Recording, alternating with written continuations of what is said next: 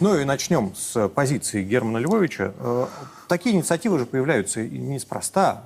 Это, значит, где-то веет в воздухе. Ну, мы живем в дурдоме в языческом. Это называется Российская Федерация. И здесь языческие мерзости всплывают постоянно, как известное вещество в воде. У нас вот 14 сентября в Слободе пройдет ярмарка, на которой соберутся многодетные родители и крестьяне, которые будут продавать свои натуральные товары. И там мы хотим собрать такое собрание, которое будет обсуждать вопросы брака.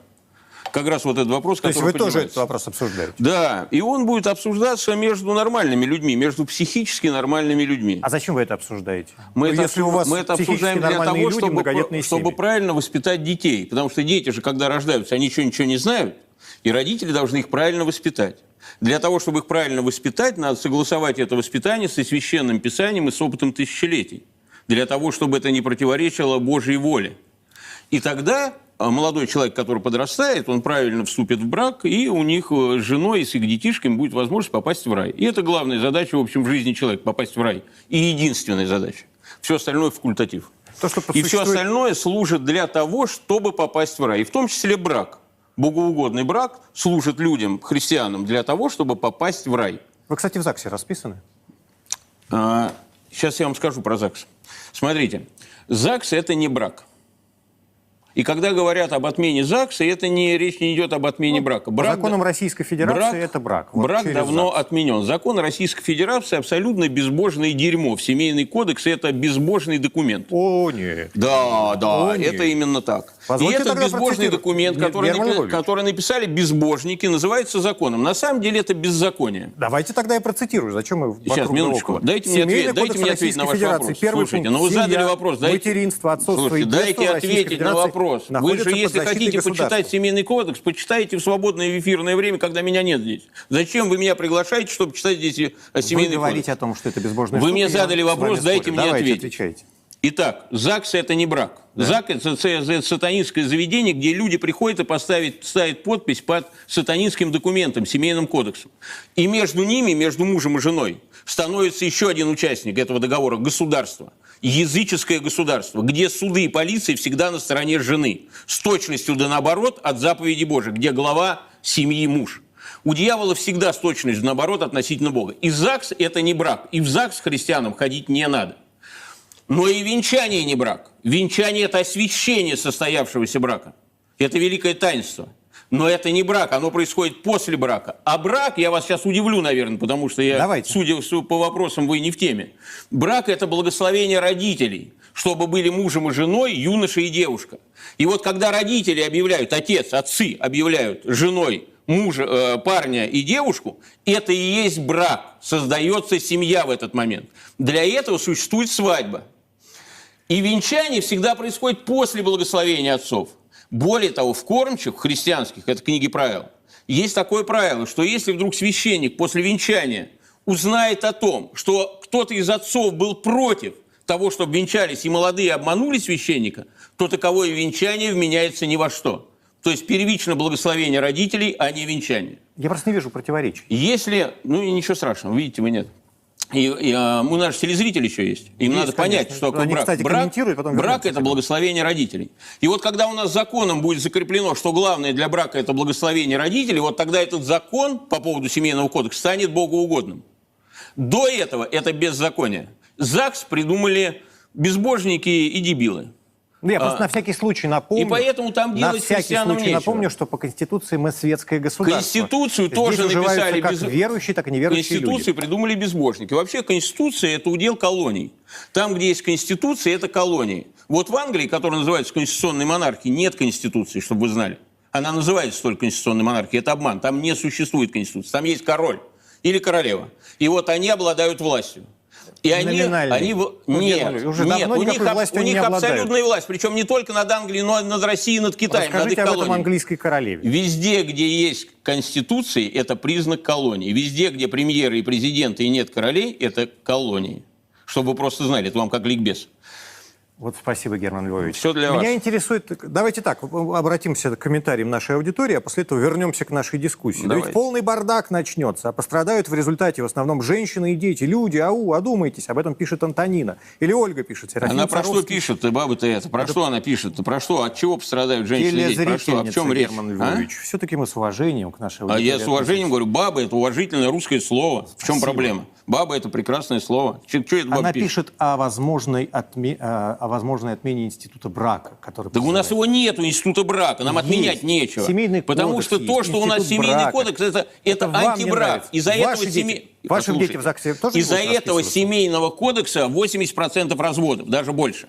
Потому что семейный кодекс закладывает для женщины непосильное искушение, что она всегда будет права, если будет конфликт. На ее сторону встанет суд и полиция. Она заберет детей, будет шантажировать мужчину. Она изменит мужику, и он будет платить ей элементы за ее прелюбодеяние. И женщина это знает. И поэтому семьи разрушаются, потому что женщина ведет себя неподобающим образом. Кроме всего прочего, она женщина наименее защищена в этом смысле. Ой, да ладно, женщина менее защищена. У нас впору сейчас права мужиков, этих чмошных наших, защищать, законопослушных. Так давайте уже организуйте какое-нибудь движение в защиту мужиков. Что вы, ей-богу? У христиан нет этой проблемы. Вы собираете семинары, где обсуждаете, как детей воспитывать. Защищайте мужиков. Плюют на семейный кодекс, как на любой безбожный документ. Ваши дети в ЗАГСе будут расписываться? Да нет, конечно, что-нибудь дебилы, что ли. У меня уже двое женат. Почему вы выступаете против института брака вообще? Это не институт брака, я вам говорю. Еще брак раз. Это благословение родителей перед иконами. Вот это брак. Если нет благословения родителей, не может быть никакого брака. Не мешает совместить. Почему выступать против-то сразу? Я же вам объяснил, почему. Вы что, не слышите, что ли? Потому что ЗАГС учит тому и прописывает то, что равные права номинально у мужа и жены, а это сатанизм. Муж – глава семьи. У них не могут быть равные права с женой у мужа. И если кто-то проповедует иначе, как ЗАГС и Семейный кодекс, то это сатанинская организация, туда христиане не ходят.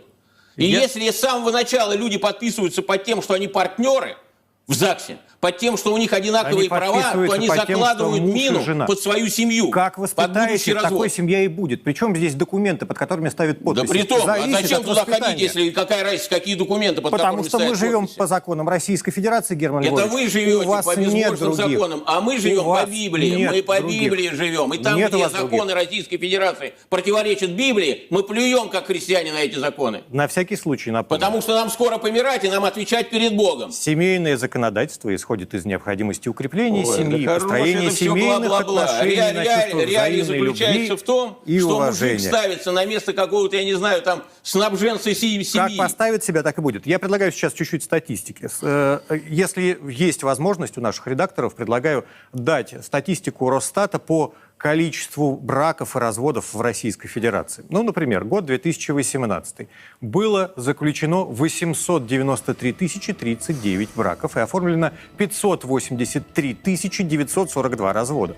В 1990 году было заключено 1 300 000 браков, разводов 559 918. Парадокс в том, Герман Львович, что вот в те самые безбожные годы, 90-е, например, еще времена Союза Советских Социалистических Республик, разводов-то было меньше. Драгоценный мой, вообще история безбожного общества, она вот такая вот, как горочка. Чем раньше по времени, тем более приличные люди. Чем дальше, тем ниже катится. Это уже была та горочка, по которой катились. Просто время сейчас больше прошло, и поэтому деградация ниже. У дьявола же нет края. Дьявол всегда своих слуг запихивает на самое дно. Абсолютно безбожное время в то время. А разводов я же вам еще раз говорю, вы не слышите меня. Я вас прекрасно слышу. И для того, чтобы растлить людей, нужно, чтобы время было протяженным. И поэтому, чем раньше мы рассматриваем период, тем менее растлены люди. Но это уже эта горочка, по которой они катились. Просто времени меньше прошло. А сейчас больше времени прошло, ниже докатились. Вот и все. А горочка та же самая, безбожная. Ваш рецепт? Мой рецепт – отключить электричество на планете. Это уже не новый рецепт. Ну, это единственный рецепт, который может спасти человечество, пчел, пресные воды и семью от уничтожения. Больше ничего не сделаешь с вами. Потому что вы все равно себя загубите в своем безбожии и ересях. Сегодня... Если вы... Да. Причем это ваша проблема. Я вам отключать электричество не буду. Хотите сдохнуть – сдохните. Хотите разрушить свои семьи – разрушайте. Это ваша проблема. Это, знаете, как Лот, он Смотрите. не бегал и не пытался там То есть, спасти кроме, содомлян. кроме как обрубить электричество, иных рецептов у Германа Стерлигова нет. Как Нет, ученый. все остальное поздно. И остальное можно было делать раньше. Сейчас настолько мало осталось пчел, настолько мало осталось Шансов. пресных вод, которые не ушли еще в бездну на место подземных ископаемых. И настолько мало осталось нормальных девок и мужиков, что уже все поздно, кроме отключения электричества, обрезания магистральных ЛЭП на всей планете. Шансов Вот это у может тех- привести в состояние здравомыслия огромное количество людей, потому что им надо будет выживать. И тогда женщины будут опять обнимать колени мужчин, родители поклоняться перед отцами, и отец станет главой семьи. Не вижу противоречия, прекрасно знаю Ну, семьи, тогда в давайте которых вырубайте электричество, также если не видите женщины противоречия. при электрическом освещении обнимают своих мужчин, Слушай, любят да детей. перестаньте вы, ничего вы там не видите противоречия. Ну, тогда соболезнования примите, если вы ничего не видите. Ой. Это Герман Стерлигов, сейчас обращаюсь уже к нашей аудитории. Любовь Гончарова. Согласна полностью со Стерлиговым. Он правильно характеризует отношения на сегодняшний день. Ютуберг пишет. Стерлигов прав, говоря о современном растлении людей. Раньше люди были лучше, пишет ютуберг или ютуберг, я уж не знаю. Самое парадоксальное, что они об этом пишут в социальных сетях. Да ничего парадоксального нет, потому что это нас как загнали на зоне в определенные условия. Мы в этом уже родились и выросли. И нам некуда Стерлигов деваться. прав, И единственный пишут выход люди сбежать на с этой Ютьюбе. зоны – это вырубить электричество. Тогда не будет ни социальных сетей, ни вашего проклятого телевидения, ни всего этого прельщения. Не ваших социальных сетей. Ну, в конечно, которых- конечно. И слава богу, я для того в этих социальных Что ж сетях, вы чтобы быстрее мучаетесь? вырубили электричество, понимаете? Что ж вы мучаетесь, Чтобы быстрее ничего ей-богу? этого не было. Потому Если- что у меня дети, и я беспокоюсь об их гибели, и поэтому кричу и говорю об этом, а вы не слышите. И вам плевать и на себя, и на своих детей. Потому что все кругом гибнет. Но до вас не доораться. Вы как зомбированные. Герман Львович, это прекрасно, но только вы сами себе противоречите, как будто бы используя те инструменты, против которых боретесь. Бля, больной человек. Ну, про- И это, знаете, это как взять автомат Обсценную Калашникова. лексику можно не употреблять? Да, это нормативное. Грязное слово. Бледина, Нет. это в церковно-славянском Герман Львович, словаре. давайте Это дискуссию о русском слово языке. церковно-славянского Давайте словаря, о русском блядове. языке. И не нужно Не выкидывать надо. из русского языка Спасибо. слов. Это означает пустословие. Спасибо. И я, когда и употребил слово блядове, я говорил о вашем пустословии. Это выражает смысл моих слов, понимаете? Спасибо, но мы Вы здесь просто за не образованы сохранение и не семьи. знаете, где ругательные Спасибо, слова, Герман а где Львович. неругательные. Мы здесь за сохранение семьи, а вы все время пытаетесь меня обсуждать. Вот Ну и то все. вы-то против сохранения семьи, вы за семейный кодекс, за. а значит за разрушение семьи. Я всегда Семейный за. кодекс и наша конституция – это разрушение семьи и разрушение России. А вы за это, вы пропагандируете эту мерзость безбожную. А тот, кто пропагандирует безбожие, тот Семьи. безбожник.